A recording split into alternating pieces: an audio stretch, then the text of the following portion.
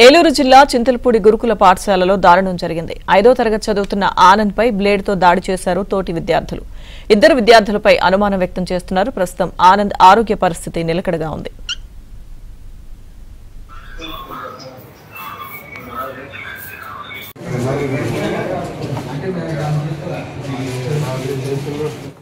ఏలూరు జిల్లా చింతలపూడి గురుకుల పాఠశాలలో దారుణం జరిగింది. 5వ తరగతి చదువుతున్న ఆనంద్ పై బ్లేడ్ తో దాడి చేశారు తోటి విద్యార్థులు. పూర్తి సమాచారం మా ప్రతినిధి రాంబాబు అందిస్తారు.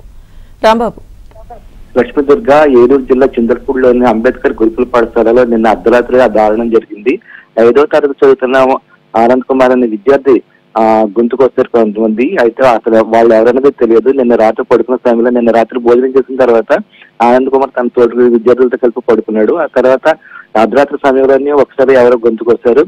దాంతో ఒకసారిగా ఆనంద్ కుమార్ మెలకు వచ్చి భయంతో కేకలు వేశాడు. ఆ పక్కనే ఉన్న కొంతమంది విద్యార్థులు లేచి చూసేసరికి అప్పటికే ఆనంద్ కుమార్ గొంతు దగ్గర గాయం ఉంది, బ్లడ్ కూడా కారుతా ఉంది. వెంటనే ఆ విషయాన్ని హాస్టల్ సిబ్బందికి సమాచారం ఇచ్చారు. హాస్టల్ సిబ్బంది ఆ విషయాన్ని పోలీసులు చెప్పారు.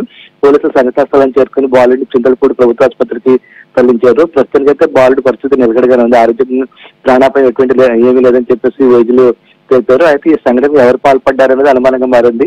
అయితే తోటి విద్యార్థులే ఈ సంఘటనకు పాల్పడి ఉంటారని చెప్పి అనుమానిస్తున్నారు. ఎందుకంటే ఈ గురుకుల పాఠశాలలోకి బయట విద్యార్థులు బయట వ్యక్తులు వచ్చే అవకాశం అయితే లేదు.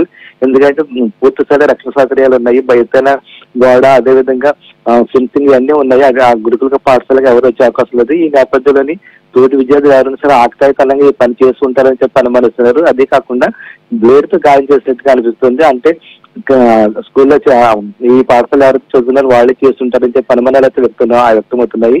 దీనికి సంబంధించి అయితే పోలీసులు పూర్తి స్థాయిలో దర్యాప్తు చేస్తున్నారు. Lakshmi Durga. Okay, thank you Rambabu.